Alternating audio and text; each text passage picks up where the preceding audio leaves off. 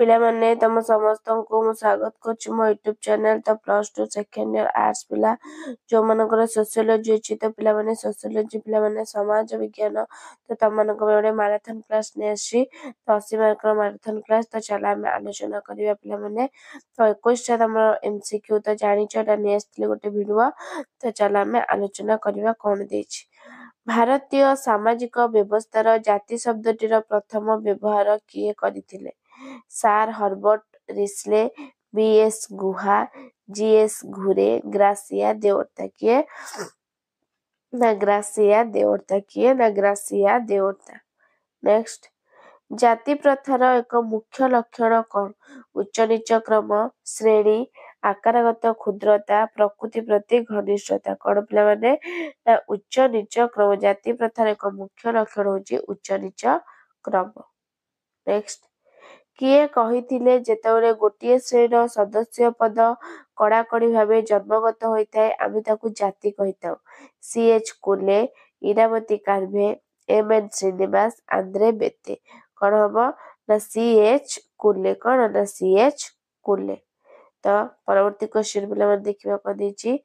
ମାତୃସ୍ଥାନିକ ଯୌଥ ପରିବାର କେରଳର କେଉଁ ସମୁଦାୟରେ ଦେଖାଯାଏ? ତରୱାଡ, ଇଲମ, ନାୟାର, କୋଳ। କଣ ହବ? କୋଉଠି ଦେଖାଯାଏ ପିଲାମାନେ? ନା ନାୟାର। କୋଉଠୁ? ନା ନାୟାର।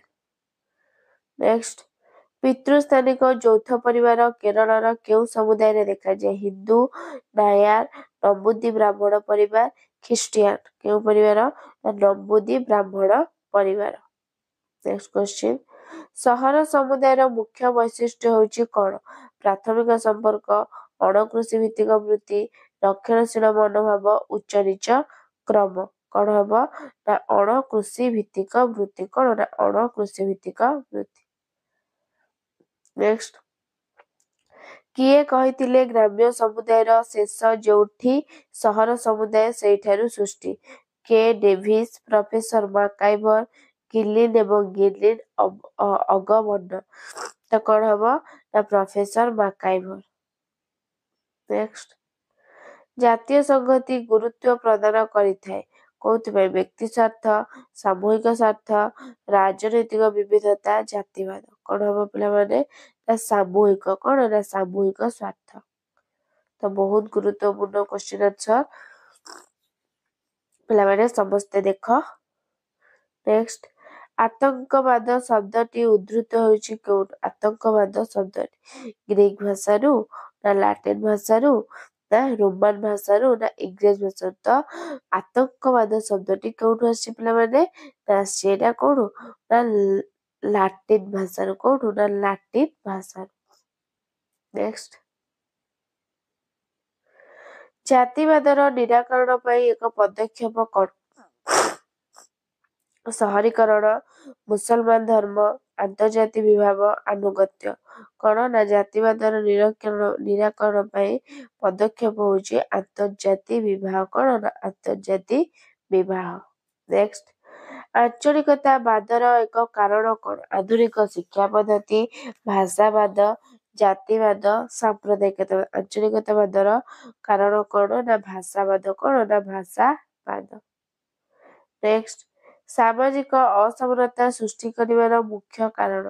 ବୃତ୍ତି, ପରିସ୍ଥିତି, ଉଚ୍ଚ ନିଚ କ୍ରମ, କ୍ଷମତା। ସାମାଜିକ ଅସମାନତା ସୃଷ୍ଟି କରିବାର ମୁଖ୍ୟ କାରଣ। ମୁଖ୍ୟ କାରଣ ସବୁ କଣ ପିଲାମାନେ? ମୁଖ୍ୟ କାରଣ କୋଉଟା ହବ ତମର? ବୃତ୍ତି, ନା ପରିସ୍ଥିତି, ନା ଉଚ୍ଚ ନିଚ କ୍ରମ, ନା କ୍ଷମତା। କଣ? ନା ପରିସ୍ଥିତି। କଣ? ନା ପରିସ୍ଥିତି। ନେକ୍ସଟ, ଅସ୍ପୃଶ୍ୟତା ନିରୋଧ ଆଇନ କେବେ ପ୍ରଣୟନ ହୋଇଥିଲା? ଅସ୍ପୃଶ୍ୟତା ନିରୋଧ ଆଇନ 1960, 1955, 1957, 1960। କଣ ପିଲାମାନେ? ନା 1955। ଅସ୍ପୃଶ୍ୟତା ନିରୋଧ ଆଇନ କେବେ? ନା 1955ରେ ପ୍ରଣୟନ ହୋଇଥିଲା। ନେକ୍ସଟ, 2001 ମସିହା ଜନଗଣନା ଅନୁଯାୟୀ ଭାରତରେ ଅନୁସୂଚିତ ଜାତିଙ୍କ ସଂଖ୍ୟା କେତେ?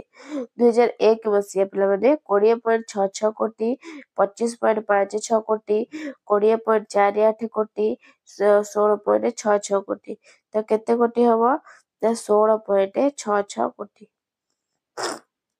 ନେକ୍ସଟ, ଅନୁସୂଚିତ ଜାତିମାନଙ୍କର ଏକ ସାମାଜିକ ସମସ୍ୟା ନିମ୍ନୋକ୍ତ ମଧ୍ୟରୁ କେଉଁଟି?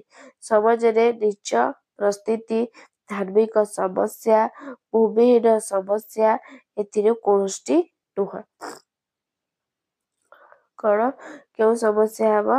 ହେଇଯିବ ଧାର୍ମିକ କଣ ନା ଧାର୍ମିକ ସମସ୍ୟା। ନେକ୍ସଟ, ତଫସିଲଭୁକ୍ତ ଜାତି ଓ ଜନଜାତି ନୃଶଂସତା ନିରୋଧ ଆଇନ ପ୍ରଣୟନ ହୋଇଥିଲା କେବେ?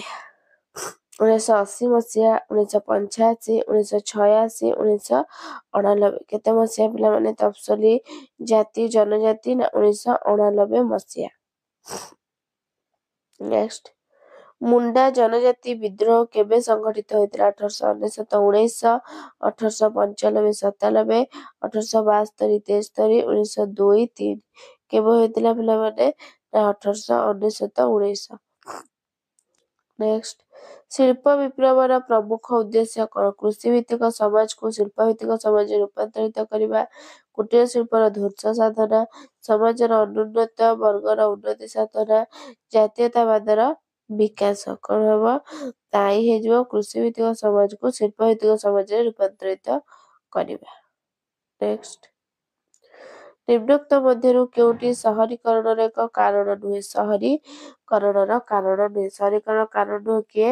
ଜନସଂଖ୍ୟାର ବୃଦ୍ଧି, ଦ୍ରୁତ ଶିଳ୍ପାୟନ, ପାଶ୍ଚାତ୍ୟକରଣ, ଧର୍ମର ପ୍ରଭାବ। ତ ସହରୀକରଣର କାରଣ ନୁହଁ କଣ ହବ ପିଲାମାନେ? ହେଇଯିବ ଧର୍ମର ପ୍ରଭାବ ହେଉଛି ସହରୀକରଣର କାରଣ ନୁହେଁ। ନେକ୍ସଟ, ଆଧୁନିକରଣ ବା ମଡର୍ଣ୍ଣାଇଜେସନ ଶବ୍ଦଟି ସର୍ବପ୍ରଥମେ ବ୍ୟବହାର କରିଥିଲେ କିଏ? ପ୍ରଫେସର ଯୋଗେନ୍ଦ୍ର ସିଂ ନା Daniel Lerner, M N. Srinivas, Max Weber. କିଏ ପିଲାମାନେ? ନା ଡାନିଏଲ ଲର୍ନର ଆଧୁନିକରଣ ଶବ୍ଦଟି ବ୍ୟବହାର। ତାପରେ 21 ନମ୍ବର କ୍ୱେଶ୍ଚିନ୍, ଜଗତୀକରଣ ପ୍ରକ୍ରିୟା ଫଳରେ କେଉଁଠି ସମ୍ଭବପର ହୋଇଛି? ବିଦେଶୀ ମୁଦ୍ରା ସଞ୍ଚୟର ଅଭିବୃଦ୍ଧି, ଶ୍ରମ ଆଇନ ସଂଶୋଧନ, ଆର୍ଥିକ ବିଶୃଙ୍ଖଳା, ଏ ସମସ୍ତ। କଣ ହବ ପିଲାମାନେ? ନା ବିଦେଶୀ ମୁଦ୍ରା ସଞ୍ଚୟର ଅଭିବୃଦ୍ଧି। ତାପରେ 2 ମାର୍କ ଆସିଲା କଣ? ଇଲମ କଣ? ଏହାର ଗୁଣାବଳୀ ସବୁ କଣ ଲେଖିବ ପିଲାମାନେ? ଇଲମ ହଉଛି କେରଳର ନମ୍ବୁଦି ବ୍ରାହ୍ମଣ ମାନଙ୍କର ଯୌଥ ପରିବାରକୁ ଇଲମ କୁହାଯାଏ। ପରିବାରର ଏକ ବିଶେଷତ୍ୱ ହେଉଛି ଯେ ଏଥିରେ ସମସ୍ତ ସଦସ୍ୟଙ୍କର ସମ୍ପତ୍ତି ଉପରେ ସମାନ ଅଧିକାର ଥାଏ।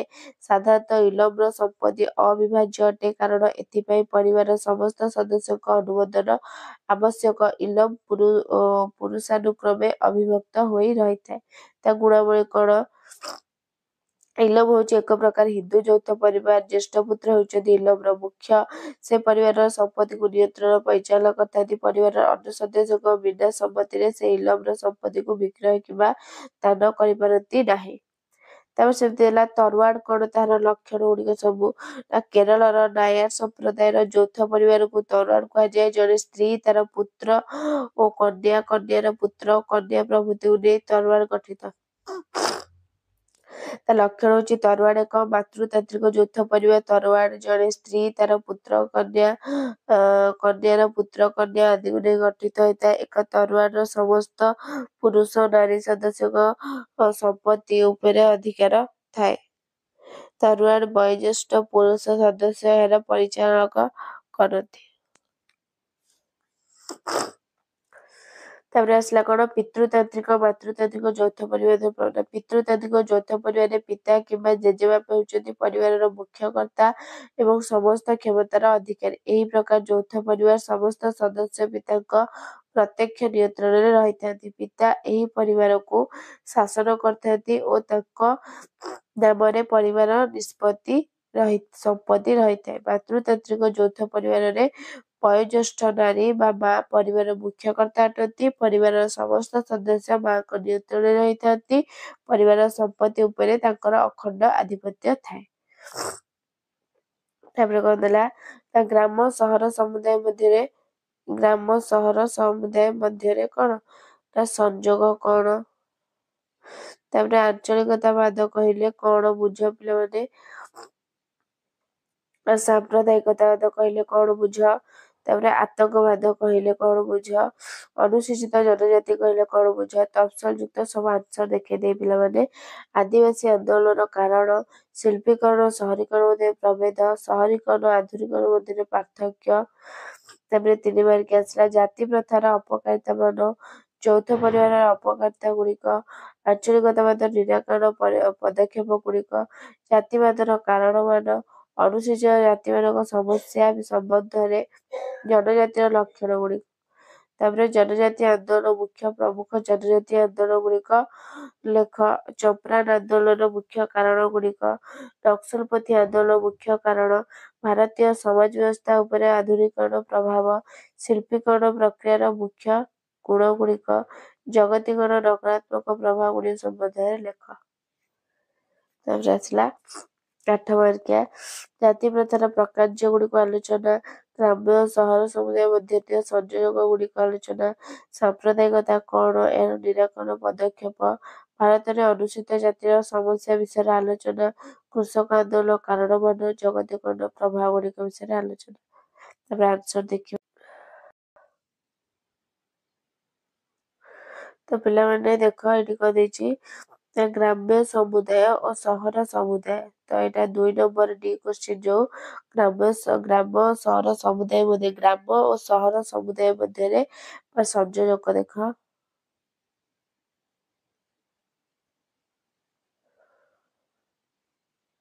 ତାପରେ ଆସିଲା କଣ କ୍ୱେଶ୍ଚିନ୍ ହଉଛି ଆଞ୍ଚଳିକତାବାଦ କହିଲେ ନିଜ ଅଞ୍ଚଳକୁ ଅଧିକ ଭଲ ପାଇବା, ସେଟା ହଉଛି ଆଞ୍ଚଳିକତାବାଦ। ହେଇ ଦେଖିଦିଅ ଆଞ୍ଚଳିକତାବାଦ। ତାପରେ ଆସିବ କଣ ଆଉ କୋଉ କ୍ୱେଶ୍ଚିନ୍ ଦେଇଥିଲା ନା ସାମ୍ପ୍ରଦାୟିକତାବାଦ। ଏଇ ସାମ୍ପ୍ରଦାୟିକତାବାଦ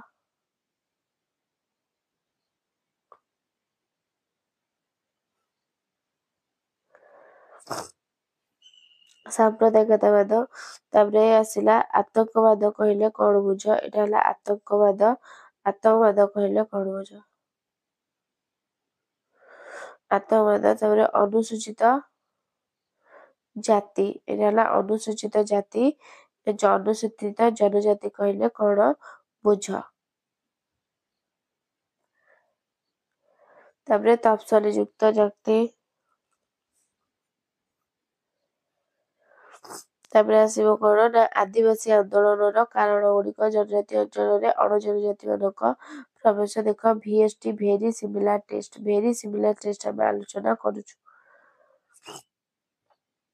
ତାପରେ ଆସିଲା କଣ ଶିଳ୍ପୀକରଣ ଓ ସହରୀକରଣ ମଧ୍ୟରେ ପ୍ରଭେଦ। ତାପରେ ସହରୀକରଣ ଆଧୁନିକ ମଧ୍ୟରେ ପ୍ରଭେଦ ଗଲା, ତାପରେ ପାର୍ଥକ୍ୟ।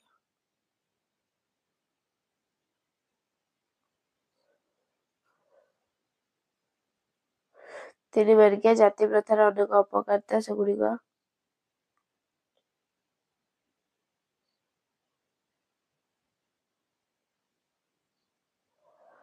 ଦେଖ ପିଲାମାନେ।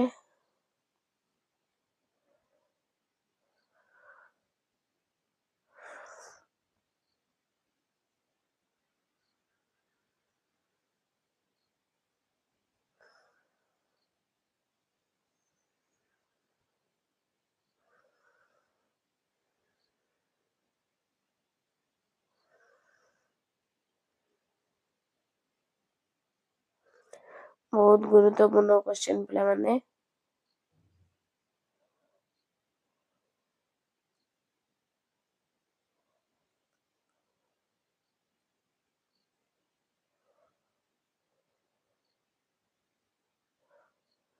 ତ ଏତିକି ଥିଲା ତମର କଣ ସୋସିଓଲୋଜିର ଆନ୍ସର ପିଲାମାନେ। 2 ମାର୍କିଆ 3 ମାର୍କିଆ। ଭିଡ଼ିଓଟି ଭଲ ଲାଗିଥିଲେ ଲାଇକ୍ ସେୟାର ସବସ୍କ୍ରାଇବ କରିଦବ। ରହୁଛି ଧନ୍ୟବାଦ। ଜୟ ଜଗନ୍ନାଥ।